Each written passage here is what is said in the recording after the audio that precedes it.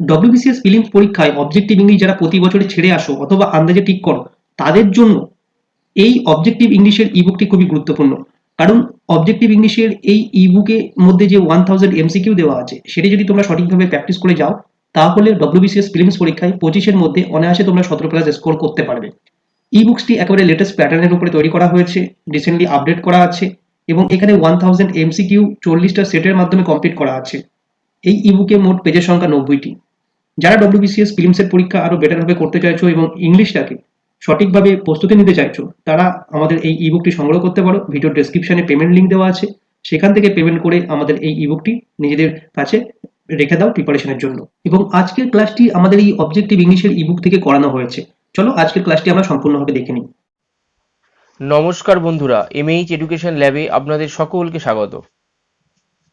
আগত WBCS executive পরীক্ষার কথা মাথায় রেখে এমএইচ এডুকেশন ল্যাব যে ইংলিশের মক টেস্ট একটি সিরিজ শুরু করেছে, আজকে সেই মক টেস্ট সিরিজেরই আমি আপনাদের নবম ক্লাসটি দেব। এর আগে আমি 8টি ক্লাস এই মক টেস্টের ওপরে অলরেডি দিয়ে দিয়েছি। সেখানে অনেক গুরুত্বপূর্ণ আমি কোশ্চেন আপনাদের আলোচনা করেছি। যদি কেউ ভিডিওগুলি দেখে না থাকেন, অবশ্যই একটু ভিডিও বা ক্লাসগুলি একটু দেখে নেবেন, কারণ সেখানে কিন্তু অনেক গুরুত্বপূর্ণ কোশ্চেন আলোচনা করা হয়েছে, যেগুলো কিন্তু পরীক্ষায় বারবার এসছে। তো আজকে আমি এই নবম ক্লাসে আরও কিছু গুরুত্বপূর্ণ কোশ্চেন আমি আলোচনা করব, যেগুলো কিন্তু আগত এই ডাব্লিউবিসিএস পরীক্ষার জন্য খুবই গুরুত্বপূর্ণ। তো চলুন আমরা শুরু করি আজকে এই নবম ইংলিশ মক টেস্ট ক্লাসটি। নমস্কার বন্ধুরা, আজকে এই নবম মক টেস্ট ক্লাসে আমি আপনাদের আরও কিছু গুরুত্বপূর্ণ প্রশ্ন করিয়ে দেব, যেগুলো আগত ডাব্লিউবিসিএস পরীক্ষার জন্য খুবই গুরুত্বপূর্ণ। তো প্রথমেই দেখুন, বলেছে ডিরেকশন 1, 2, 3, বলেছে fill in the blank with appropriate preposition.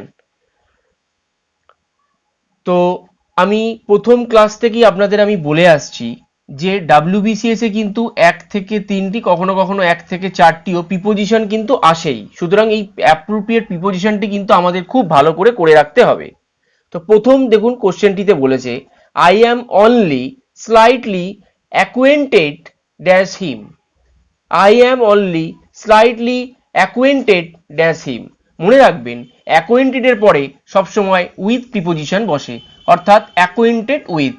অ্যাকুয়েন্টেড মানে কিন্তু পরিচিত হওয়া, তাহলে উইথ প্রিপোজিশন যেহেতু তার সাথে বলছে, তাই জন্য আমরা অ্যাকুয়েন্টেড উইথ, অ্যাকুয়েন্টেডের পরে সবসময় উইথ, এইভাবে মনে রাখবেন, অ্যাকুয়েন্টেড উইথ, অ্যাকুয়েন্টেড। এবার এই প্রিপোজিশনের একটা বিশাল চার্ট আছে, সেই চার্টটাকে আপনাকে একটু মুখস্থ করতে হবে। সেই মুখস্থ যদি আপনার থাকে, তাহলে কিন্তু আপনি অবশ্যই এটি কিন্তু করে ফেলতে পারবেন। আমি এই মক টেস্ট ক্লাসগুলো শেষ হলেই আমি আপনাদের সেই চার্টটি আপনাদের প্রিপোজিশনে দিয়ে দেবো। সেগুলো আপনারা এই পরীক্ষার আগে একটু ভালো করে মুখস্থ করে নেবেন। তাহলে আপনাদের কি হবে, প্রিপোজিশন যাই আসুক না কেন, আপনাদের ওই চার্টটি যদি মুখস্থ থাকে, তাহলে অবশ্যই আপনারা যাই আসবে আপনারা পরপর করে বসিয়ে দিতে পারবেন। বোঝা গেল? তাহলে প্রথমটি আমি একবার বাংলায় বলে দিই তো আপনাদের। আমি তার সাথে কিছুটা পরিচিত। আমি তার সাথে কিছুটা পরিচিত, অ্যাকুয়েন্টেড মানে পরিচিত হওয়া, যেহেতু হিম আছে মানে তার সাথে, সঙ্গে, তাই জন্য উইথ প্রিপোজিশন বসলো। অর্থাৎ মনে রাখবেন, অ্যাকুয়েন্টেড এর পরে সবসময় উইথ প্রিপোজিশন বসে যেটি হলো, তাহলে আমি তার সাথে কিছুটা পরিচিত। তাহলে অ্যাকুয়েন্টেড মানে পরিচিত হওয়া, যেহেতু হিম আছে মানে তার সাথে, সঙ্গে, উইথ মানে সঙ্গে, তাহলে অ্যাকুয়েন্টেড উইথ হলো, অ্যাকুয়েন্টেড এর পরে উইথ প্রিপোজিশন বসলো। তাহলে এখানে সি হবে ইজ দ্য রাইট আনসার। পরবর্তীতে দেখুন, বলেছে keep yourself aloof dash bad company. Keep yourself aloof dash bad company, এটি হলো, এটি আমি প্রথমে সঠিক অ্যান্সারটি বলছি। এখানে যেটি হবে সেটি হচ্ছে from. Keep yourself aloof from bad company, অর্থাৎ খারাপ সঙ্গ থেকে নিজেকে দূরে রাখো। এই অ্যালুভ ফ্রম মানে হচ্ছে দূরে রাখা। এই অ্যালুভ ফ্রম মানে কি? দূরে রাখা। বোঝা গেল কি বললাম? তাহলে keep yourself aloof from bad company. 3 নম্বরটি দেখুন, বলেছে the poor have no enmity dash each other, অর্থাৎ দারিদ্রের একে অপরের সাথে কোনো শত্রুতা নেই। তাহলে এনমিটির পরে আমরা কোন প্রিপোজিশন বসাবো? এগেইনস্ট প্রিপোজিশনটি বসাবো, অর্থাৎ AGAINST। অর্থাৎ জিনিসটি কি হলো? The poor have no enmity against each other, অর্থাৎ দারিদ্রদের একে অপরের সাথে কোনো শত্রুতা নেই। অর্থাৎ এনমিটির পরে কি প্রিপোজিশন বসলো? এগেইনস্ট প্রিপোজিশন বসলো। পরবর্তী অংশগুলিতে আসুন বন্ধুরা। ডিরেকশন 4 to 7 দেখুন, বলেছে এখানে আমি 4 থেকে 7 আছে, এখানে আমি প্রথম দুটো দিয়েছি, তারপরের আমি আরো দুটোতে আসছি। তো প্রথম দেখুন 4 আর 5 বলেছে out of the four alternative choose the one which can be substituted for the given word or sentence. তো প্রথমটি দেখুন বলেছে 4 নম্বরটি medicine given to counteract poison. Medicine মানে ওষুধ, গিভেন টু কাউন্টারঅ্যাক্ট পয়জন, অর্থাৎ এটা যদি আমি বাংলা করি যে বিষটাকে কাটানোর জন্য যে মেডিসিন বা ওষুধ দেওয়া হয় তাকে কি বলে। এখানে 4টে অপশন দিয়েছে, দেখুন বলেছে অ্যান্টিবায়োটিক, অ্যান্টিসেপটিক, অ্যান্টিডোট এবং অ্যান্টিফাঙ্গাল। কিন্তু ভীষণ ইম্পর্টেন্ট, ভীষণ ইম্পর্টেন্ট এটি। অনেকে যেটি ভুলটি করে অ্যান্টিবায়োটিকটা করে ফেলে, কখনোই নয়। অনেকে আবার অ্যান্টিসেপটিকও করে। মনে রাখবেন মেডিসিন, যেই মেডিসিনটা কোনো বিষ কাটানোর জন্য দেওয়া হয় সেটিকে সবসময় বলে সরাসরি আপনি করে দেবেন অ্যান্টিডোট। অ্যান্টিডোট মানে কি? প্রতিষেধক। অ্যান্টিডোট মানে কি? প্রতিষেধক। তাহলে অ্যান্টিডোট হবে, C is the right answer. বোঝা গেল? 5 নম্বরটি দেখুন বলেছে a professional soldier hired to serve in a foreign army. বাংলাটা কি? বাংলাটা বলছে একজন পেশাদার সৈনিক থাকে, একজন পেশাদার সৈনিক যাকে বিদেশি সৈন্যদলে ভাড়া নেওয়া হয়। কি বললাম?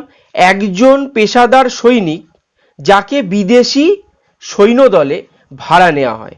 বোঝা গেল? তাহলে তাকে কি বলে? একজন পেশাদার সৈনিক, ভালো করে বুঝবেন, একজন পেশাদার সৈনিক যাকে বিদেশি সৈন্যদলে ভাড়া নেওয়া হয় তাকে কি বলে? মনে রাখবেন তাকে বলা হয় মার্সিনারি। কি বলে? তাকে বলা হয় মার্সিনারি। এটিও কিন্তু খুব ইম্পর্টেন্ট। এই মার্সিনারি কথাটির বাংলাটি আপনারা লিখে নিন বেতনভোগী। কি বললাম? বেতনভোগী। আচ্ছা, বাকি যে অপশনগুলো আছে সেগুলোর মানেও আপনারা লিখে নিন। লিকুইডেটর মানে কি? কোনো কোম্পানির কাজ করানোর জন্য যাকে হায়ার করা হয়। কোনো কোম্পানির কাজ করার জন্য, কোনো কোম্পানির কাজ করানোর জন্য যাকে হায়ার করা হয়। বোঝা গেল? সেটা হচ্ছে লিকুইডেটর। আচ্ছা, ভেনালটা কি? ভেনাল হচ্ছে, মনে রাখবেন, ভেনাল মানে হচ্ছে অর্থের বিনিময়। এগুলো কিন্তু আপনারা লিখে নিন, কিন্তু ভীষণ ইম্পর্টেন্ট। অর্থাৎ একটা জানলে হবে না, আপনাকে 4টেই মানে জানতে হবে। ভেনাল মানে কি? অর্থের বিনিময়ে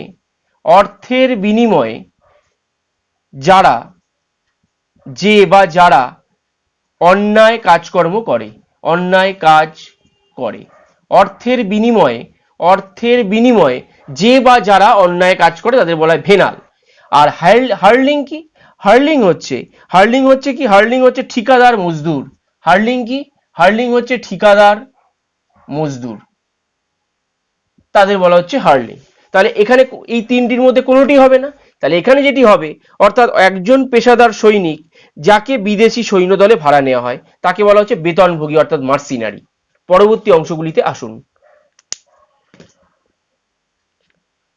বন্ধুরা 4 থেকে 7 বলেছিলাম, তো আগের আমি অংশে আপনাদের 4 এবং 5 আলোচনা করেছি। দেখুন 6 এবং 7। 6তে কি বলছে? No likely to be easily placed.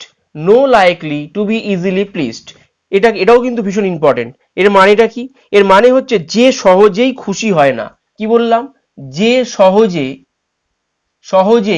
খুশি হয় না। তাহলে তাকে কি বলে? তাকে বলে, মনে রাখবেন, ফ্যাস্টিডিয়াস। ফ্যাস্টিডিয়াস মানে কি? খুঁতখুঁতে। ফ্যাস্টিডিয়াস মানে কি? খুঁতখুঁতে। তাহলে এর অ্যান্সারটি কি হবে? এ ইজ দ্য রাইট অ্যান্সার। আচ্ছা, আমি বাকি অপশনগুলো বলে দিই। আচ্ছা, এবার ঘটনা হচ্ছে আমি এই দুটো অপশন পরে বলছি। এ আর ডি এর সঙ্গে তুলনা করুন। পরীক্ষার সময় এই দুটো পরপর দিয়ে দেবে। কি দেবে? ফ্যাস্টিডিয়াসও দেবে, মেটিকুলাসও দেবে। আপনাদের মধ্যে দেখুন পড়েছেন ফ্যাস্টিডিয়াস মানেও খুঁতখুঁতে, আবার মেটিকিউলাস মানেও কিন্তু খুঁতখুঁতে। মনে রাখবেন এবার পরীক্ষার সময় আমি কোনটা করব। একটা জিনিস মনে রাখবেন, ফ্যাস্টিডিয়াস মানে কি? খুঁতখুঁতে। সে কোনোটাতেই তার কোনো লিমিটেশন নেই, তাকে যা কিছুই করা হোক সে সব ব্যাপারেই কিন্তু একটা খুঁতখুঁতে, তার একটা ব্যাপার আছে। বোঝা গেল? আর মেটিকিউলাস মানে কি? মেটিকিউলাস মানে হচ্ছে অতি সতর্ক বা অতি যত্নবান বা এক্সট্রা কেয়ারফুল, বা আপনি বলতে পারেন এক্সট্রা কেয়ারফুল। এবার এই মেটিকিউলাস যে ধরনের ব্যক্তিরা, তারা কি হয়, একটা সার্টেন লিমিট পর্যন্ত, মানে একটা লিমিট আছে তাদের, যে তারা দেখে নিল যে না সবকিছু ঠিক আছে, তার ওকে, তাদের কোনো খুঁতখুঁতের কোনো ব্যাপার নেই। সেই ধরনের জিনিসগুলোকে বলা হচ্ছে মেটিকিউলাস। আর ফ্যাস্টিডিয়াস হচ্ছে কি? তার কোনো লিমিটেশন নেই। তার মানে মনে রাখবেন এই ফ্যাস্টিডিয়াস আর মেটিকিউলাস দুটো মানেই কিন্তু খুঁতখুঁতে। একটা হচ্ছে কি? একটা হচ্ছে একটা লিমিটেশন আছে, আর ফ্যাস্টিডিয়াস মানে কি, কোনো লিমিটেশনই নেই। মানে সে এখানে আপনাকে কি বলেছে, যে সহজেই খুশি হয় না, তার মানে তাকে কোনো কিছুতেই খুশি করা যায় না, তার মানে সে খুঁতখুঁতে, তাহলে সেটা হচ্ছে ফ্যাস্টিডিয়াস। কিন্তু যদি মনে করুন এক্সট্রা কেয়ারফুল বা অতি যত্নবান হতো, তার মানে কি, সে একটা নির্দিষ্ট লিমিট পর্যন্ত, মানে সে দেখলো যে না এইটা তার সাজানো আছে, জিনিসগুলো ঠিকঠাক আছে, তার মানে একটা নির্দিষ্ট লিমিট পর্যন্ত ঠিকঠাক আছে, তার মানে সে খুঁতখুত করবে না, তাহলে সেই জিনিসটা হচ্ছে মেটিকিউলাস। বোঝা গেল কি বললাম? তাহলে মেটিকিউলাস মানে হচ্ছে এক্সট্রা কেয়ারফুল। দুটো মানেই কিন্তু খুঁতখুঁতে, দুটো মানেই খুঁতখুঁতে, কিন্তু একটা লিমিটেশন নেই, আর একটা কিন্তু সার্টেন লিমিটেশন আছে। লিমিটেশন মানে একটা নির্দিষ্ট লিমিট পর্যন্ত এটা আমরা ভাবতে পারি। মানে মেটিকিউলাস যে পার্সেন্ট যারা হয়, তাদের নির্দিষ্ট মনে, তাদের মনে করুন কোনো জিনিস সাজানো আছে, সেই জিনিসটা মনে করুন তারা দেখলো যে না এই ঠিকঠাক আছে, তার মানে একটা লিমিট আছে তাদের, যে ঠিক আছে, তারা খুঁতখুঁতে করবে না। কিন্তু ফ্যাস্টিডিয়াস যারা, তাদের যাই থাকুক না কেন, যাই থাকুক, তারা খুঁতখুঁতে হবেই। আপনাকে যেটা দিয়েছে, যে সহজেই খুশি হয় না, তাকে কোনো ব্যাপারেই খুশি করা যায় না, তাহলে এখানে হবে ফ্যাস্টিডিয়াস ইজ দ্য রাইট আনসার। বোঝা গেল? এবার ইনফ্যালিবল মানে কি? ইনফ্যালিবল মানে হচ্ছে নির্ভুল। ইনফ্যালিবল মানে কি? নির্ভুল। নির্ভুল মানে কি? ভুল, যে ভুল করে না তাকে বলে ইনফ্যালিবল। আর ফ্যাটালিস্ট মানে কি? ফ্যাটালিস্ট মানে হচ্ছে অদৃষ্টবাদী। ফ্যাটালিস্ট মানে কি? ফ্যাটালিস্ট মানে হলো অদৃষ্টবাদী। বোঝা গেল? 7 নম্বরটিতে আসুন। বলেছে an apartment building in which each apartment is owned. ভালো করে বুঝবেন, an apartment building in which each apartment is owned separately by the people living in it but also containing share area. আমি বাংলাটা আপনাদের বলে দিচ্ছি এর মানেটা। বলছে একটি অ্যাপার্টমেন্ট বিল্ডিং যেখানে প্রত্যেকটি অ্যাপার্টমেন্ট বসবাসকারী লোকজনের অধীনে, কিন্তু তাতে ভাগ করা অংশ রয়েছে। মনে করুন একটা অ্যাপার্টমেন্ট আছে, এই এটা মনে করুন এটা একটা অ্যাপার্টমেন্ট বিল্ডিং, এখানে অনেক বাড়ি ঘর আছে, আমি এটা আঁকলাম, এখানে অনেক ঘরে, এই একটা ঘর, এই একটা ঘর, এটা অ্যাপার্টমেন্ট বিল্ডিং। এবার বলছে যে এইখানে প্রত্যেকটি অ্যাপার্টমেন্টে বসবাসকারী যারা লোক আছে, এরা মনে করুন লোক, প্রত্যেকটা যে অ্যাপার্টমেন্টে বসবাসকারী লোক আছে, তাদের প্রত্যেকটাই যাদের নিজের, কিন্তু নিজের হলেও তাদের কিন্তু শেয়ার, অর্থাৎ কিছু অংশ আছে, সকলের আবার কিছু শেয়ার আছে, অর্থাৎ ভাগ আছে। অলসো কন্টেনিং শেয়ার এরিয়া মানে কি, যে কিছু ভাগ করা অংশও রয়েছে। তার মানে কি, প্রতিটা, এই যে প্রতিটা বাড়ি, প্রতিটা ঘর, অ্যাপার্টমেন্টের প্রতিটা ঘর, মনে করুন এটা সকলের নিজস্ব কেনা বা নিজস্ব, কিন্তু এর মধ্যে অনেকের ভাগ আছে। এই ধরনের জিনিস যখন আসে, তখন সেটি সরাসরি যেটি বলে, সেটাকে বলে কন্ডোমিনিয়াম। কন্ডোমিনিয়াম এর অ্যাকচুয়ালি মানেটা কিন্তু এটাতে যায় না। কন্ডোমিনিয়াম মানে কি থেকে আমি এটাকে কল্পনা করবো যে কন্ডোমিনিয়াম, এই ধরনের কোশ্চেন কিন্তু ডাব্লিউবিসিএস এ দেবে। অর্থাৎ কন্ডোমিনিয়াম মানে কি, লিখে রাখুন। কন্ডোমিনিয়াম মানে হচ্ছে দুটি দুটি আলাদা আলাদা দুটি আলাদা আলাদা সরকারের, মানে গভর্নমেন্টের যুগ্ম শাসন। কি বললাম, এটা লিখে নিন কিন্তু বন্ধুরা, দুটি আলাদা আলাদা সরকারের যুগ্ম শাসন। অর্থাৎ দেখুন, দুটো আলাদা আলাদা সরকার, অর্থাৎ দুটো আলাদা আলাদা সরকার, এই একটা সরকার আর এই একটা সরকার, দুটো আলাদা আলাদা সরকার, কিন্তু তারা যুগ্মভাবে শাসন করছে। ঠিক এই ব্যাপারটা তাই না বন্ধুরা? সকলেরই কিন্তু আলাদা আলাদা কেনা, কিন্তু তা সত্ত্বেও কি এদের সকলের আবার ভাগ আছে। তার মানে কি, যুগ্মভাবে সবাই কাজ করছে, তার মানে জিনিসটা কি হলো, কন্ডোমিনিয়াম। বোঝা গেল? আর মাল্টিপ্লেক্স মানে কি, মানে মাল্টিপ্লেক্স বহুবিধ। ডুপ্লেক্স মানে কি, মনে করো একটা বিল্ডিং যার দুতলা রয়েছে, তার মনে ডুপ্লেক্স বলে। আর ক্যারাভেন, এটা কিন্তু ক্যারাভেন। ক্যারাভেন মানে কি, ক্যারাভেন মানে হচ্ছে মরুযাত্রী দল, মরুযাত্রী দল। তাহলে এখানে কোনোটি হবে না, তাহলে যেটি হবে সেটা হচ্ছে কন্ডোমিনিয়াম। বোঝা গেল? তাহলে আরেকবার এটি বুঝে নিন। অর্থাৎ মনে করুন এটা বিল্ডিং, এই বিল্ডিং একটা অ্যাপার্টমেন্ট বিল্ডিং, এখানে প্রতিটা ঘরই যে এখানে যে অ্যাপার্টমেন্টে যারা বসবাস করে তাদের সকলেরই কিন্তু নিজস্ব কেনা, কিন্তু এর মধ্যে অনেকের ভাগ আছে, এটাকে বলা হচ্ছে কন্ডোমিনিয়াম। কন্ডোমিনিয়ামের অ্যাকচুয়ালি মানেটা কি, দুটি আলাদা আলাদা সরকারের যুগ্ম শাসন। কিন্তু অনেকেই বলবে যে এটা সরকার আর এটা তো অ্যাপার্টমেন্টের ব্যাপার, তাহলে এটা কি করে যায়? ঘটনাটা হচ্ছে, এটার সেন্সটা কি বলছে, আলাদা আলাদা করে সকলেরই কিন্তু কেনা, সকলেরই নিজের নিজের কেনা, কিন্তু এর মধ্যে অনেকের ভাগ আছে। আর এখানে কি, দুটি আলাদা আলাদা সরকার কিন্তু যুগ্মভাবে শাসন করছে, তার মানে ব্যাপারটা তো একই। সেই এক্সপ্রেশন থেকেই দিয়েছে কন্ডোমিনিয়াম, অর্থাৎ এ হবে ইজ দ্য রাইট আনসার। বোঝা গেল? পরবর্তী অংশগুলিতে আসুন বন্ধুরা। 8 নম্বরটি দেখুন, বলেছে fill in the blank with the correct word. বলছে as you sow dash you reap. এখানে যেটি সঠিকটি হবে সেটা হচ্ছে শ্যাল, অর্থাৎ SHALL। এবার বলেছে অ্যাজ ইউ শো, তাহলে কি হলো, as you sow shall you reap, অর্থাৎ তুমি যে বীজ বপন করেছো তাই ফলও তুমি পাবে। কি বললাম, তুমি যে বীজ বপন করেছো তাই তাই ফলও তুমি পাবে। অর্থাৎ বীজটা তো বপন করেছে, যেহেতু বপন করেছে তাই ফলটা তো নিশ্চয় ডেফিনেটলি পাবে, যেহেতু ডেফিনেটলি পাবে সেই জন্য শ্যালটি বসলো। বোঝা গেল? 9 নম্বরটি দেখুন, বলেছে choose the correct collective noun. We saw a dash of peacock in the jungle. মনে রাখবেন ড্যাশ অফ পিক, যখন পিকক থাকবে তখনই সরাসরি আপনি মুস্টার কথাটি বসিয়ে দেবেন, অর্থাৎ মুস্টার। অর্থাৎ কি না, we saw a muster of peacock in the jungle. বোঝা গেল? তাহলে পিকক থাকলে আপনার মুস্টারটি বসাবেন। এবার এটি কি হলো, যে আমরা জঙ্গলে একদল ময়ূর দেখেছিলাম।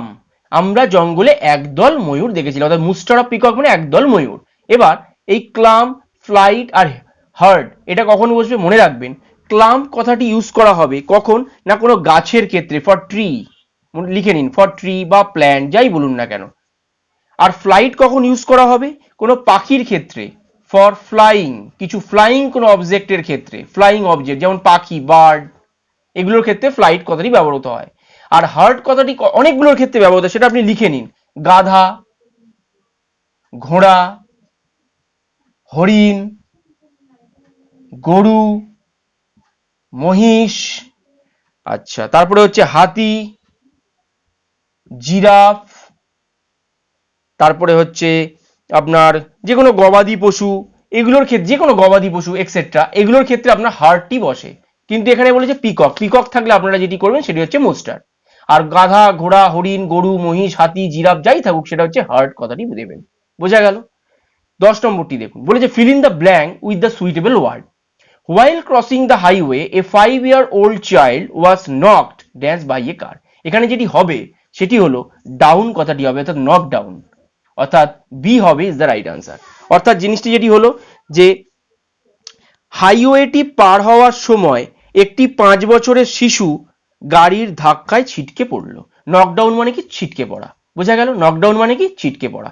তাহলে while crossing the highway a 5-year-old child was knocked down by a car। তাহলে এখানে যেটি হবে সেটা হচ্ছে ডাউন। দেখবেন আমরা সবসময় কিন্তু কথাটি ইউজ করি নক ডাউন।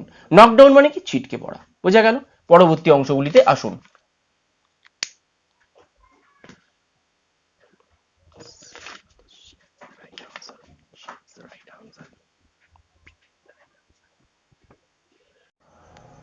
বন্ধুরা 11 নম্বরটি দেখুন, বলেছে এটি কিন্তু ভীষণ ইম্পর্টেন্ট। দেখুন আমি ভিভিআই করে ভেরি ভেরি ইম্পর্টেন্ট করা আছে। Feel in the blank with one of the alternative given below. এখানে দেখুন আছে it has been raining since last night and it dash as if it may rain for few more days. অর্থাৎ এখানে কিন্তু অনেক বিষয় লুকিয়ে আছে। এবার এখানে আপনাকে 4টে অপশন দিয়েছি, ইজ লুকিং, না লুকড, না লুকস, না হ্যাড লুকড হবে। আমি আপনাদের খুব আস্তে আস্তে করে জিনিসগুলো ভেঙে ভেঙে জিনিসটা বোঝাচ্ছি। এইখানে যেটি দিয়েছে আমি প্রথমে আপনাদের সঠিক উত্তরটি বলছি। এখানে যেটি হবে সেটি হবে লুকস, অর্থাৎ সি হবে ইজ দ্য রাইট আনসার, অর্থাৎ এখানে হবে লুকস। এবার আমি আপনাদের পুরো জিনিসটা বলছি। তাহলে জিনিসটা কি হলো, it has been raining since last night and it looks as if it may rain for few more days. এখানে আপনাকে 3টে অংশ দিয়েছে। কিরকম দেখুন, প্রথমে দিয়েছে it has been raining since last night, এই পর্যন্ত থামুন, এইখান থেকে এই পর্যন্ত থামুন। এইটুকু অংশ দেখুন দিয়েছে প্রেজেন্ট পারফেক্ট কন্টিনিউয়াস টেন্সে। আমরা কি পড়েছি যে অতীতের কোনো ঘটনা সেটা এখনো জিনিসটা চলে আসছে, তাহলে সেই ধরনের কোনো মানে জিনিস বোঝালে তাহলে আমরা কি বলবো, প্রেজেন্ট পারফেক্ট কন্টিনিউয়াস টেন্স। কি বললাম, অতীতের কোনো ঘটনা বর্তমানে এখনো চলছে, সেটা কি বলবো, প্রেজেন্ট পারফেক্ট কন্টিনিউয়াস টেন্স। তাহলে দেখুন প্রেজেন্ট পারফেক্ট কন্টিনিউয়াস টেন্সের এখানে কিন্তু সেই ফরমেশনটাই দিয়েছে, it has been raining since last night. তাহলে কি জিনিসটা হলো, গতকাল রাত থেকে বৃষ্টি হচ্ছে, হয়ে গেল। তাহলে অতীতে শুরু হয়েছে, অতীতে বৃষ্টিটা শুরু হয়েছে কিন্তু এখনো চলছে। এবং পরেরটা কি হলো, এবং অ্যান্ড ইট লুকস, দেখে মনে হচ্ছে as if it may rain for few more days.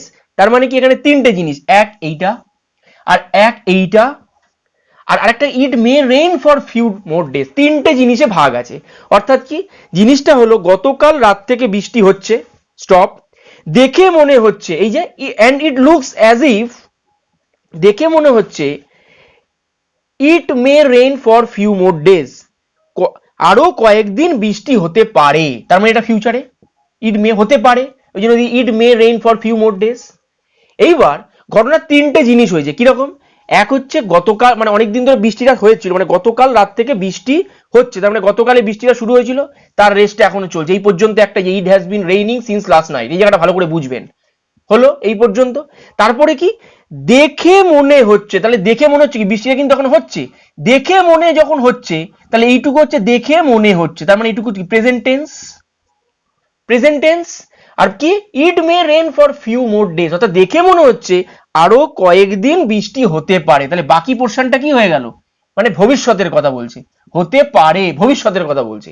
তাহলে আমাকে চেয়েছে কোন জায়গাটা, এই জায়গাটা, তাহলে এই জায়গাটা কি প্রেজেন্ট, তাহলে ওই জন্য আমি লুকসটি আনলাম। এবার লুকসটি কেন আনলাম, ইট অ্যান্ড ইট মানে ইহা দেখে মনে, ইহা মানে কি বৃষ্টিটাকে কল্পনা করছে, রেনটাকে, তাহলে রেন কি third person singular number, singular number যদি হয় তাহলে আমরা কি করব, এই লুকস আমরা ব্যবহার করব, তাহলে কি হবে, looks is the right answer. বোঝা গেল? তাহলে তিনটে ঘটনা, এক হচ্ছে গতকাল বৃষ্টি শুরু হয়েছে, সেটা এখনো চলছে, it has been raining since last night, দেখে মনে হচ্ছে মানে জিনিসটা এখন প্রেজেন্ট, দেখে মনে হচ্ছে আরো কয়েকদিন চলতে পারে মানে ভবিষ্যতে, তাহলে আমাকে দিয়েছে কোন জায়গাটা, শূন্যস্থানটা এইখানে। তাহলে ইট মানে কি, ইট মানে হচ্ছে ইহা, ইহা মানে কোনটি, বৃষ্টিটি, তাহলে ইট মানে কি থার্ড পার্সন সিঙ্গুলার নাম্বার, সেই জন্য আমরা কি বসালাম, লুকস। বোঝা গেল? পরবর্তী অংশটিতে আসুন বন্ধুরা, ডিরেকশন 12 to 15 দেখুন বলেছে choose the correct meaning of the underline phrase. এই আন্ডারলাইন করা যে ওয়ার্ডটি আছে সেই ওয়ার্ডগুলির মানে মানে অ্যাকচুয়াল মানেটা কি, সেই মানেটাই আপনাকে বলতে হবে। বোঝা গেল কি বললাম? তাহলে এখানে দেখুন 12 এবং 13 আছে, আপনাকে বলেছে 12 থেকে 15, আমি পরবর্তী অংশে আরো দুটো 14-15 করি দেয়, প্রথমেই দুটো দেখুন। 12 নম্বরে বলেছে my friend is quite hard hearted, my friend is quite hard hearted, hard hearted এর নিচে আপনার আন্ডারলাইন করা আছে, এর মানেটা জানতে হবে, তবেই আপনি এর মানেগুলো খুঁজে বের করে করতে পারবেন। হার্ড হার্টেড মানে লিখুন নিষ্ঠুর, হার্ড হার্টেড এর মানে হচ্ছে নিষ্ঠুর। তাহলে আমি বাংলাটা অনুবাদ করে দিই, কি জিনিসটা হলো, আমার আমার বন্ধু খুব কঠিন বা নিষ্ঠুর হৃদয়ের, আমার বন্ধু হলো খুব নিষ্ঠুর হৃদয়ের, তাহলে হার্ড হার্টেড এর মানে কি নিষ্ঠুর, তাহলে এখানে নিষ্ঠুর কোনটা যাবে, আচ্ছা ইমোশনাল মানে হচ্ছে আবেগপ্রবণ, ইমোশনালের মানেগুলো কিন্তু আপনারা লিখে নিন, কারণ এই মানেগুলো কিন্তু আপনাদের লাগবে। ইমোশনাল মানে হচ্ছে আবেগপ্রবণ, রুড, রুড মানে হচ্ছে অভদ্র, আচ্ছা সেন্টিমেন্টাল, সেন্টিমেন্টাল মানে কি ভাবপ্রবণ, সেন্টিমেন্টাল মানে কি ভাবপ্রবণ, তাহলে এখানে কোনটা কি সব কোনটা যাবে, নিষ্ঠুরের অ্যাকচুয়ালি মানে হচ্ছে ক্রুয়েল, অর্থাৎ এখানে বি হবে ইজ দ্য রাইট আনসার। তাহলে ক্রুয়েল মানে হচ্ছে নিষ্ঠুর, তাহলে যদি আমি ওয়ার্ডটাকে চেঞ্জ করে দিই হার্ড হার্টেড, তাহলে কি হবে, my friend is quite cruel. বোঝা গেল? 13 নম্বরটিতে দেখুন বলেছে I have recently change my job and I am going to have teething problem, teething প্রবলেমের নিচে আন্ডারলাইন করা আছে। টিথিং প্রবলেম মানে শুরুতেই যে প্রবলেম হয়, কি বললাম, শুরুতেই প্রবলেম, শুরুতেই সমস্যা, টিথিং প্রবলেম মানে শুরুতেই সমস্যা। তাহলে আমি পুরোটা বাংলায় অনুবাদ আপনাদের করে দিচ্ছি। বলেছে যে আমি সম্প্রতি আমার জব চেঞ্জ করেছি, মানে আমার চাকরিটি বা জবটি পরিবর্তন করেছি এবং শুরুতেই আমার সমস্যা হচ্ছে, কি বললাম, শুরুতেই আমার সমস্যা হচ্ছে, তাহলে টিথিং প্রবলেম মানে কি শুরুতেই সমস্যা হওয়া, তাহলে এখানে কোনটা আছে, এখানে এ হবে ইজ দ্য রাইট আনসার, অর্থাৎ যেটি হবে সেটি হলো ডিফিকাল্টিজ এট দ্য স্টার্ট, মানে কি ডিফিকাল্টিজ মানে সমস্যা, আর স্টার্ট মানে কি শুরুতেই, তাহলে আমি কি বলেছি শুরুতেই সমস্যা, টিথিং প্রবলেম মানে শুরুতেই সমস্যা, তাহলে যদি টিথিং প্রবলেম থাকে এই ওয়ার্ডটার নিচে আন্ডারলাইন করা থাকে তাহলে আপনারা সরাসরি করে দেবেন কি, তার মানেটা হলো শুরুতেই সমস্যা, তাহলে এখানে দেখবেন শুরুতে সমস্যা কি আছে, দেখুন এখানে আছে ডিফিকাল্টিজ এট দ্য এন্ড, তাহলে এটি হবে না, মানে শেষে সমস্যা। এখানে যে ডিফিকাল্টিজ অল দ্য টাইম মানে সবসময় সমস্যা, হবে না। প্রবলেম উইথ মাই টিথ, আমার টিথের মানে দাঁতের কোনো প্রবলেম না, এটা কোনো দাঁতের প্রবলেমের সঙ্গে কোনো যোগ নেই, তাহলে যেটা হবে কি বললাম শুরুতেই সমস্যা, the difficulties at the start, এ হবে ইজ দ্য রাইট আনসার। পরবর্তী 14 এবং 15তে আসুন বন্ধুরা। 14 নম্বরটি দেখুন বলেছে if you read between the lines you will appreciate what he writes, এখানে রিড বিটুইন দ্য লাইন্স এর মধ্যে এ করা আছে, মনে রাখবেন এই রিড বিটুইন দ্য লাইন্স এর মানে হয় ইনার মিনিংস, ইনার মিনিং। বোঝা গেল? আমি প্রথমে বাংলাটা আপনাদের বলে দিই, তুমি যদি তুমি মন দিয়ে এটা পড়ো, সে যেটা লিখেছে তাহলে সেটার প্রশংসা করবে, তাহলে তুমি যদি তুমি মন দিয়ে এটা পড়ো সে যেটা লিখেছে সেটার প্রশংসা করবে, এইটা হচ্ছে মানেটা। এইবার এই রিড বিটুইন দ্য লাইন্স মানেটা কি? রিড বিটুইন দ্য লাইন এই কথাটির মানে হলো যে কি ভেবে বইটি লিখেছে সেটা জানার জন্য। রিড বিটুইন দ্য লাইন্স মানে কি? ইনার মিনিং, অর্থাৎ অন্তর্নিহিত মানে। যদি ইনার মিনিং না থাকে, এর অ্যাকচুয়াল ওয়ার্ড হচ্ছে ইনার মিনিং। ইনার মিনিং হচ্ছে রিড বিটুইন দ্য লাইন্স। এবার ইনার মিনিং যদি না থাকে তাহলে আমি কি করব? আর একটা হয় কিরকম, সেটা বাংলাটা হচ্ছে যে কি ভেবে বইটি লিখেছে। কি ভেবে লেখক বা কবি বইটি লিখেছে, কি ভেবে লেখক বা কবি বইটি লিখেছে, বোঝা গেল? বইটি লিখেছে। তাহলে এইখানে কোন অপশনটা? এখানে সি হবে। দেখুন রাইট অ্যান্সার। মানে কি আছে দেখুন, know what the writer things. তার মানে কি ভেবে বইটি লিখেছে সেটা জানা যায়। তাহলে রিড বিটুইন দ্য লাইন্স মানে একটা হচ্ছে ইনার মিনিং হয়, আর আরেকটা কি হয়? কি ভেবে লেখক বা কবি বইটি লিখেছে, অর্থাৎ কি ভেবে মানে কি? চিন্তা করে। তাহলে চিন্তার যখন ব্যাপারটা থিংস কথাটি আছে, তাহলে সরাসরি আপনি এই সি তে রাইট মেরে দেবেন। তাহলে can read living lines the between, এটিও হবে না। Can read a lot of quicker, এটাও হবে না। Can read and write in a language, এটাও হবে না। আপনাকে বলেছে কি অ্যাকচুয়ালি মানেটা কি? রিড বিটুইন দ্য লাইন্স মানে হচ্ছে অন্তর্নিহিত মানে ইনার মিনিং। এইবার এটা যদি না থাকে অপশনে, তাহলে আপনি কি করব? কি ভেবে লেখক বইটি লিখেছে মানে কি চিন্তা করে। তাহলে এখানে know what the writer things, বুঝা গেল? তাহলে এখানে হবে সি হবে ইজ দ্য রাইট আনসার। 15 নম্বরটিতে দেখুন বলেছে as soon as the police arrived the bank robbers showed the white flag এর নিচে আন্ডারলাইন করা আছে। তাহলে যেই মাত্র পুলিশ এসে পৌঁছালো ব্যাংক ডাকাতেরা আত্মসমর্পণ করলো। তাহলে শোড দ্য হোয়াইট ফ্ল্যাগ মানে কি? আত্মসমর্পণ করা। আপনাকে বাংলাটি জানতে হবে, আত্মসমর্পণ করা। তাহলে আত্মসমর্পণ করা আমরা মানে জানি কি? সারেন্ডার করা মানে আত্মসমর্পণ করা। তাহলে এখানে যেটি অপশনটি হবে সেটা হলো B is the right answer, অর্থাৎ সারেন্ডার। বোঝা গেল? কামলি লেফট দ্য সিন মানে কি? জায়গা ছেড়ে শান্তভাবে পালিয়ে গেল, চলে গেল। লেফট মানে চলে যাওয়া। কামলি লেফট দ্য সিন, এটি হবে না। র্যান অ্যাওয়ে মানে কি? পালিয়ে যাওয়া, এটিও হবে না। তাহলে যেটি হবে সেটি হলো সারেন্ডার, বোঝা গেল? আর ওয়ার ইনসেন্ট মানে কি? ওয়ার ইনসেন্ট যেখানে উৎসাহিত, এটিও হবে না। তাহলে সারেন্ডার হবে ইজ দ্য রাইট, কারণ এই শোড দ্য হোয়াইট ফ্ল্যাগ এর মানেই হলো আত্মসমর্পণ করা। তাহলে আত্মসমর্পণ করা আমরা অন্যভাবে ইংলিশে কি জানি? সারেন্ডার করা। তাহলে সারেন্ডার করা মানে হচ্ছে আপনার শোড দ্য হোয়াইট ফ্ল্যাগ, যার মানে হচ্ছে আত্মসমর্পণ করা। বোঝা গেল? পরবর্তী অংশগুলিতে আসুন বন্ধুরা। 16 নম্বরটি দেখুন বলেছে find out the synonym of expiate. Expiate মানে আপনাকে জানতে হবে। এখানে চারটে অপশন দিয়েছে, অ্যাটন, বি হচ্ছে রিবেল, সি হচ্ছে ওয়েল, আর ডি হচ্ছে মন। তাহলে এই চারটে মানে আমি আপনাদের বলে দেবো এবং অ্যাকচুয়ালটাও আপনাকে বলে দেবো, এবং এক্সপিয়েট মানেটা সর্বপ্রথম আপনাকে জানতে হবে। মনে রাখবেন, এক্সপিয়েট মানে হচ্ছে প্রায়শ্চিত্ত করা।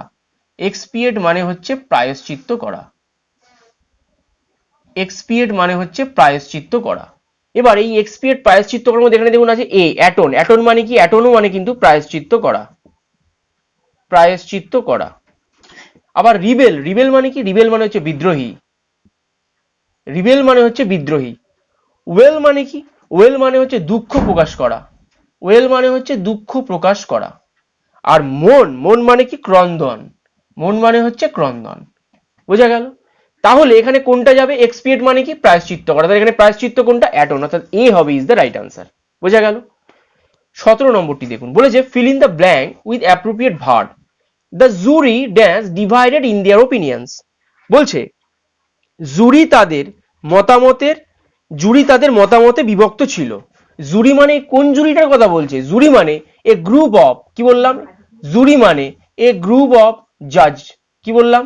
জুরি মানে গ্রুপ অফ জাজ, যারা জাজমেন্ট দেয়, বিচারক। তাহলে এই পুরো গ্রুপটাকে বলে হচ্ছে জুরি।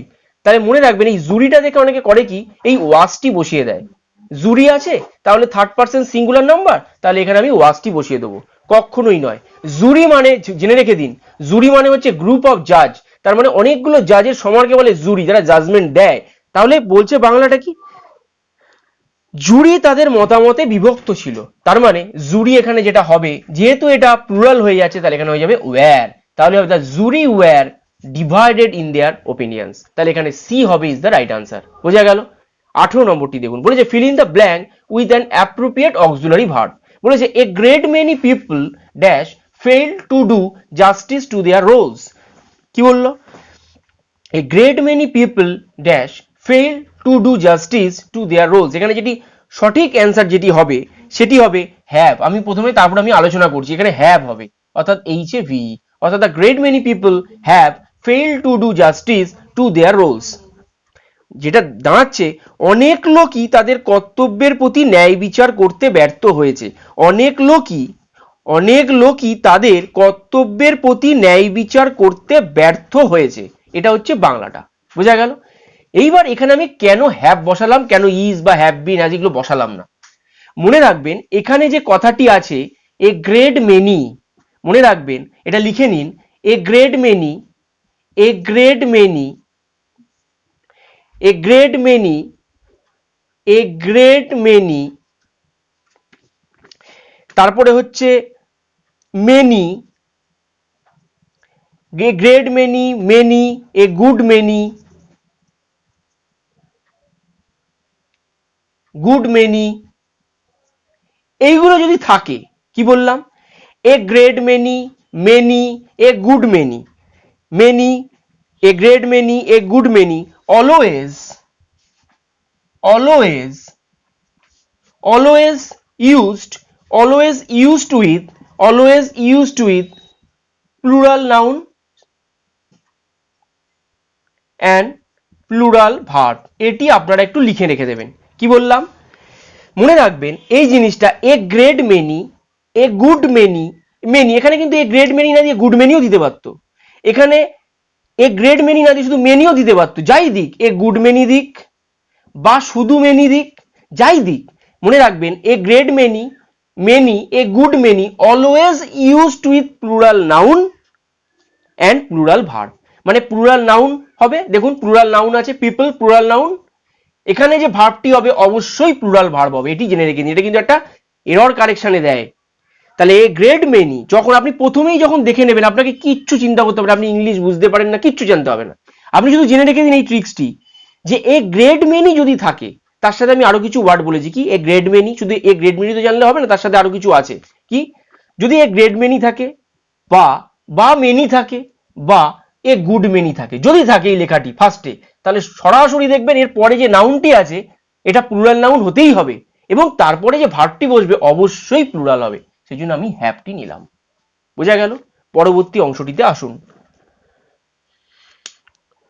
বন্ধুরা। 19 নম্বরটি দেখুন, বলেছে a lapidist works on, a lapidist works on, অর্থাৎ আমি এই ধরনের জিনিস কিন্তু বিশেষে একটা দেয়, যেমন অর্থোপেডিস্ট কিসের সঙ্গে জড়িত, অর্নিথোলজি কিসের সঙ্গে জড়িত, তারপরে আপনার বলতে পারে যে কিডনি বিশেষজ্ঞরা কিসের সঙ্গে জড়িত, এই ধরনের জিনিস কিন্তু প্রতি একটা করে পরীক্ষায় থাকেই। তো দেখুন এখানে একটি মক টেস্ট আমি নিয়ে এসেছি, এ ল্যাপিডিস্ট ওয়ার্কস অন। তো ল্যাপিডিস্ট মানে কি, যে পাথর কাটে, পাথর মানে অলংকারের যে পাথর কাটে তাকে বলা হচ্ছে কি ল্যাপিডিস্ট। তাহলে ল্যাপিডিস্ট কাজ করে কিসের ওপরে, পাথর কাটা, তাহলে মানে দামি পাথর, তাহলে এখানে হবে B is the right answer, অর্থাৎ প্রিসিয়াস স্টোনস।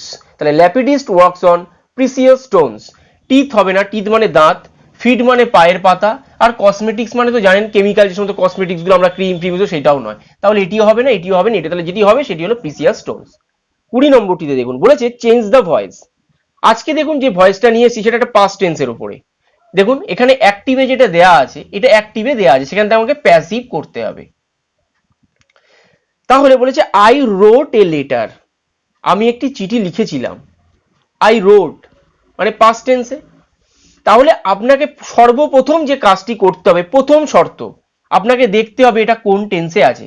আমি দেখতে পাচ্ছি আই রোট এ লেটার, এটা সিম্পল পাস্টে আছে, সিম্পল পাস্টে আছে। তাহলে এই সিম্পল পাস্ট থেকে আমাকে কি করতে হবে, এটা অ্যাক্টিভে সিম্পল পাস্টে আছে, তাহলে আমাকে প্যাসিভেও কি করতে হবে, সিম্পল পাস্টেই কিন্তু করতে হবে। এবার আমি কি করে বুঝবো স্যার যে এটা সিম্পল পাস্ট কিনা? সিম্পল পাস্টের ফরমেশন হচ্ছে সাবজেক্ট থাকবে, তারপরে কি থাকবে, সাবজেক্ট থাকবে, তারপরে কি থাকবে, পাস্ট ফর্ম অফ ভার্ব থাকবে, ভার্বের past form, right, present form, road, দেখুন রোড পাস্ট ফর্ম ভার্বের মিলল। তারপরে কি থাকবে, অবজেক্ট থাকবে। এইটা দেখে আমি বুঝে যাবো যে এটা আমার সিম্পল পাস্টে আছে। কি বললাম, সাবজেক্ট থাকবে, ভার্বের পাস্ট ফর্ম থাকবে, দেখুন রাইট, রাইটের পাস্ট ফর্ম কি, রোট, তাহলে সেটি আছে, তার মানে এটা আমাকে কি আছে, প্লাস অবজেক্ট, তাহলে এটা সিম্পল পাস্টে আছে। তাহলে এটা যখন আমি প্যাসিভ সিম্পল পাস্টের প্যাসিভ ভয়েসে করব, তাহলে তার নিয়মটি কি একটু দেখে নিন। নিয়মটি কি হয়, অবজেক্ট সাবজেক্ট হবে, তাহলে কি আছে, অবজেক্ট, তাহলে কি আছে, আই রোট এ লেটার, এটা আছে। তাহলে এখানে সাবজেক্ট কোনটা, সাবজেক্ট হচ্ছে আই, রাইট রোট এটা হচ্ছে কি ভার্ব, আর এ লেটার হচ্ছে কি অবজেক্ট। তাহলে আমি কি বলেছি, অবজেক্ট সাবজেক্ট হবে অ্যাক্টিভ থেকে প্যাসিভ করার সময়, তাহলে এ লেটারটা তখন সাবজেক্টে চলে আসবে, এ লেটার আনলাম। তারপরে কি হবে, তারপরে যেটি আনতে হবে ওয়াজ বা ওয়্যার, কি বললাম, তারপরে হয় ওয়াজ নালে ওয়্যার আনতে হবে, বোঝা গেল। তারপরে কি আনবো, পি পি পি মানে ভার্বের পাস্ট পার্টিসিপল ফর্ম, তারপরে কি আসবে বাই ফ্রেজ, তারপরে কি আসবে অবজেক্ট। এটা হচ্ছে সিম্পল পাস্টের প্যাসিভের নিয়ম। তাহলে আমি এই অনুযায়ী বসিয়ে দেবো। কি বলবো, তাহলে এ লেটারটি থাকবে, এ লেটার, তারপরে কি বসাবো, ওয়াজ বা ওয়্যার। এবার ওয়াজ ওয়্যার কিন্তু যখন তখন যেখানে সেখানে বসবেন, আপনাকে বুঝতে হবে এই লেটারটি কি, এই লেটারটা হচ্ছে থার্ড পারসন সিঙ্গুলার নাম্বার, তাহলে থার্ড পারসন সিঙ্গুলার নাম্বারে কি হতো, ওয়াজ, তাহলে ওয়াজটি বসলো। যদি এটি প্লুরাল হতো তাহলে ওয়্যার বসাতাম, বোঝা গেল। তাহলে এ লেটার ওয়াজ, তারপরে কি বসবে, পাস্ট পার্টিসিপল ফর্ম কার, ভার্বে, তাহলে রাইটটা, রাইট, রাইট হচ্ছে প্রেজেন্ট ফর্ম, রোড হচ্ছে পাস্ট ফর্ম, তার পাস্ট পার্টিসিপল ফর্ম কি হবে, রিটেন, তাহলে ওয়াজ রিটেন। তারপরে কি বসবে, বাই ফ্রেজ, তারপরে কি অবজেক্ট, অবজেক্টটা কি সাবজেক্ট অবজেক্ট হবে, সাবজেক্ট অবজেক্ট হবে, তাহলে সাবজেক্টে আই আছে, মানে অ্যাক্টিভের সাবজেক্টে আই আছে, তাহলে প্যাসিভে সেটা কি অবজেক্ট হয়ে যাবে, তাহলে আই থাকলে মি হয়ে যাবে, বোঝা গেল। তাহলে কি হবে জিনিসটা, a letter was written by me, দেখুন এখানে কোথায় আছে, a letter was being written by me, না এটি কন্টিনিউয়াসের ক্ষেত্রে হয়, তাহলে হবে না। এ লেটার হ্যাড বিন, এটা পারফেক্টের ক্ষেত্রে হয়, পাস্ট পারফেক্টের ক্ষেত্রে, এটা হবে না। A letter will be written, এটা তো হবেই না, এটা ফিউচারে দিয়েছে। তাহলে যেটা থাকলো দেখুন, a letter was written by me, অর্থাৎ ডি হবে ইজ দ্য রাইট আনসার, বোঝা গেল। পরবর্তী অংশটিতে আসুন। বন্ধুরা 21 নম্বরটি দেখুন, বলেছে চেঞ্জ দ্য ন্যারেশন, অর্থাৎ ডাইরেক্ট স্পিচে দেওয়া আছে, সেখান থেকে আমাকে ইনডাইরেক্ট করতে হবে, ডাইরেক্ট থেকে ইনডাইরেক্ট করতে হবে। তাহলে দেখুন এখানে বলেছে ডাইরেক্ট স্পিচে কি, the old man said god is merciful, কি বললো, বয়স্ক ভদ্রলোকটি বলেছিলেন ভগবান হলো ক্ষমাশীল, এটা হলো মানে। তাহলে এখানে আমার কোনটি ঠিক সেটি আমাকে বার করতে হবে। মনে রাখবেন যখনই সেইট কথাটি থাকবে, সেইট, তাহলে আমি যেটা করব, তাহলে এটা আমাকে, এটা কি আছে, পাস্ট টেন্সে দেয়া আছে। মনে রাখবেন এখানে যদি পাস্ট টেন্স দেওয়া থাকে, তাহলে এই পরেরগুলো কিন্তু যখন আমি কোনো কথা ডাইরেক্ট ইনডাইরেক্টে বলি, তাহলে সেটা তো ঘটনাটা আমি ডাইরেক্ট কথাটাকে আমি ইনডাইরেক্ট ভাবে বলি, তাহলে আমি পাস্ট টেন্স, এবার আমাকে দেখতে হবে এখানে কি টেন্সে আছে, সেটা সেই হিসেবে আমি টেন্স পরিবর্তন করি। কিন্তু মনে রাখবেন গড ইজ মার্সিফুল, ভগবান হলো ক্ষমাশীল, সূর্য পূর্ব দিকে ওঠে, যিশু পবিত্র দেবতা, এই কথাগুলো কি ধ্রুব সত্য কথা, এগুলো হচ্ছে চিরন্তন সত্য। চিরন্তন সত্য যখন হবে, তখন এই যে ইনভার্টেড কমার মধ্যে যে জিনিসটা আছে, সেইটার কোনো সব মানে আপনার টেন্সের কোনো পরিবর্তন হবে না, অর্থাৎ প্রেজেন্ট টেন্স, প্রেজেন্ট টেন্সে আমাকে করতে হবে। এইটা মনে রাখবেন, চিরন্তন সত্য যদি হয়, তাহলে এখানে কোনটি হবে অপশন, তাহলে এখানে যেটি হবে সেটি হবে এ ইজ দ্য রাইট আনসার, অর্থাৎ the old man said that god is merciful, অর্থাৎ সিম্পল জিনিস এটি দিয়েছে, অর্থাৎ এ হবে ইজ দ্য রাইট আনসার। এবার টোল্ড কেন হলো না, টোল্ড তখনই বসবে যদি বলতো এখানে said to me, said to him, কি বলতো, যদি এইরকম থাকতো সেড টু হিম এরকম থাকতো, তাহলে আমরা সরাসরি টোলটি বসাতাম। কিন্তু এখানে দেখুন সেইড আছে, টু হিম এরকম কিছু নেই, সেইডের পরে টু দিয়ে আর বাকি কিছু নেই, তাহলে আমি যদি সেইড টু হিম বা said to he, said to she যাই বলতো যদি থাকতো, তাহলে আমি সরাসরি এখানে toll বসাতাম।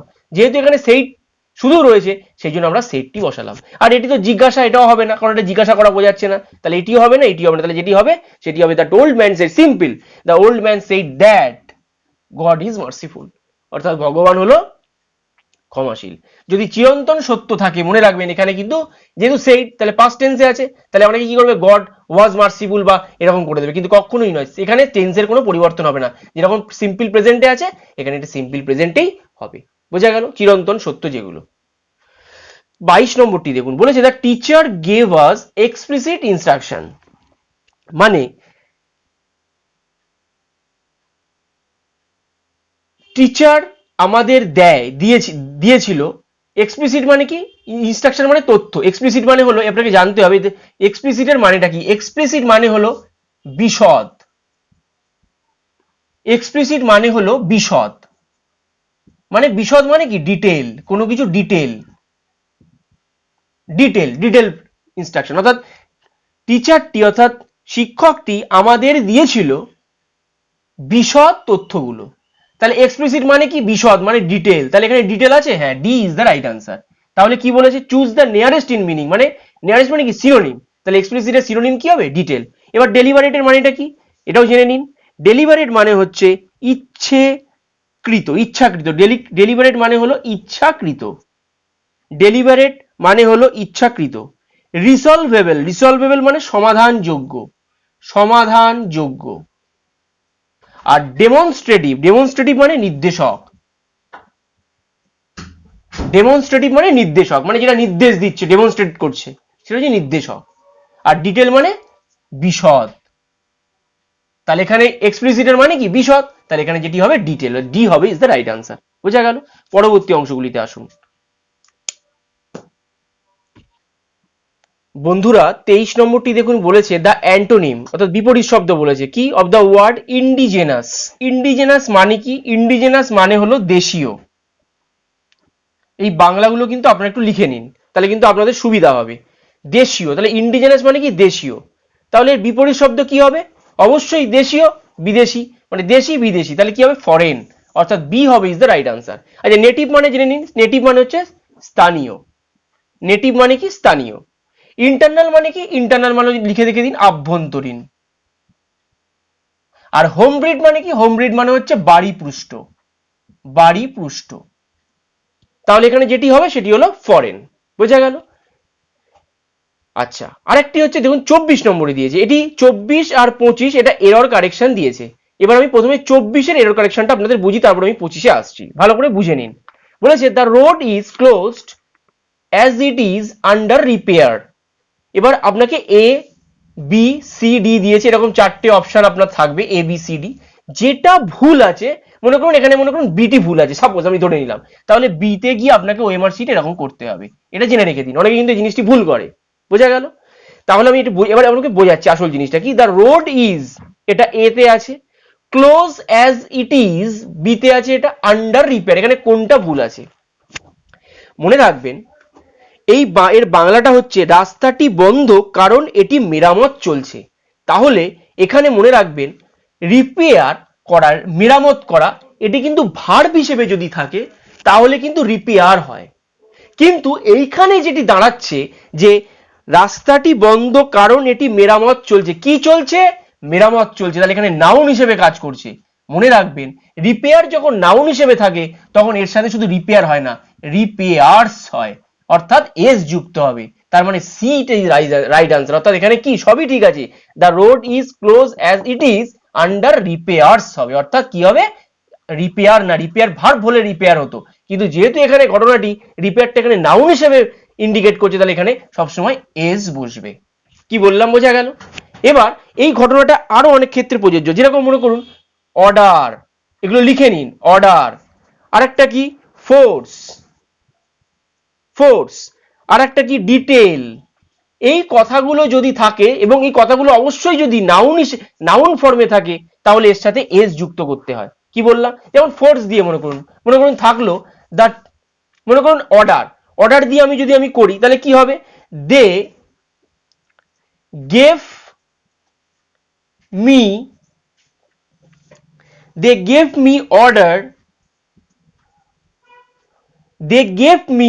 Order to go there, এটি আমি বললাম, they gave me order to go there. এইবার এইখানে কি, এখানে অর্ডারটা যেটা রয়েছে এখানে কিন্তু নাউন হিসেবে আছে, কিন্তু দেখো এখানে কিন্তু ভার্ব হিসেবে নেই, তাহলে এখানে আমি কি বসাবো, এস বসাবো, তাহলে they gave me orders to go there, হয়ে গেল। সেরকম আমি ফোর্স দিয়েও করতে পারি, কিরকম, দ্য গভর্নমেন্ট এই ফোর এটা হয়ে গেল, এবার ফোর্স দিয়ে দেখুন, the government sent the the government sent the force to the border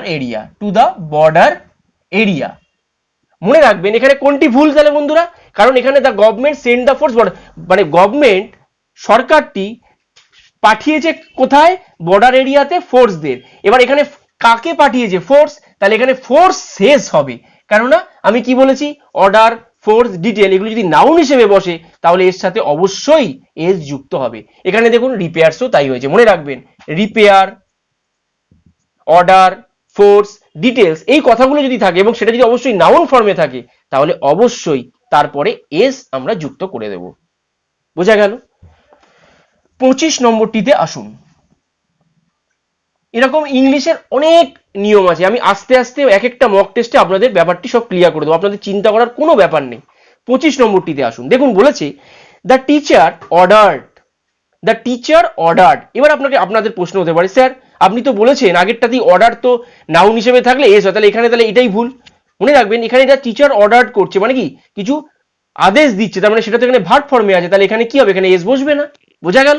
order the student in a hot stone to give attention to his speech. তাহলে এখানে যেটি দাঁড়াচ্ছে, যেটা বলছে যে বাংলাটি যেটি দাঁড়াচ্ছে, শিক্ষকটি খুবই তীক্ষ্ণ কণ্ঠে ছাত্রদের বলল তার কথায় মনোযোগ দিতে। বোঝা গেল? এটা হলো বাংলাটা। তাহলে এখানে ভুল কোনটা, দ্য টিচার অর্ডার ঠিক আছে, দ্য স্টুডেন্ট ইন এ হটস্টোন ঠিক আছে, two give attention to his speech, তাহলে এখানে যেটি ভুল আছে সেটা হচ্ছে সিতে। গিভ অ্যাটেনশন হয় না বন্ধুরা, হয় হচ্ছে পে অ্যাটেনশন, অর্থাৎ টু এখানে গিভের জায়গাটা ভুল আছে। মনে রাখবেন গিভ মানে কোনো কিছু দেয়া, পে মানেও কিন্তু দেয়া, কি বললাম এটি লিখে রেখে দিন, গিভ মানেও দেয়া, পে মানেও কিন্তু দেয়া, দুটো মানেই কিন্তু দেয়া, কিন্তু গিভ হচ্ছে কোনো মেটেরিয়ালের ক্ষেত্রে, কোনো মেটেরিয়াল, কিছু বই দিচ্ছেন সেখানে গিভ, কিন্তু আপনি অ্যাটেনশন মানে কি, মনোযোগ, রেসপেক্ট, মনোযোগ, এগুলো তো আর কোনো মেটেরিয়াল না। কোনো কিছু অ্যাটেনশন মনে করুন, তারপরে কোনো কিছু আপনার অনার, কোনো কিছু রেসপেক্ট, এগুলো তো আর মেটেরিয়াল নয়, এইগুলোর ক্ষেত্রে সবসময় পে হবে।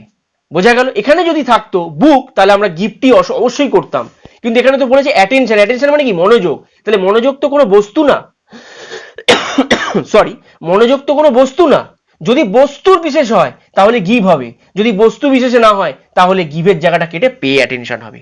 কিন্তু কি হবে তাহলে, অ্যাটেনশন,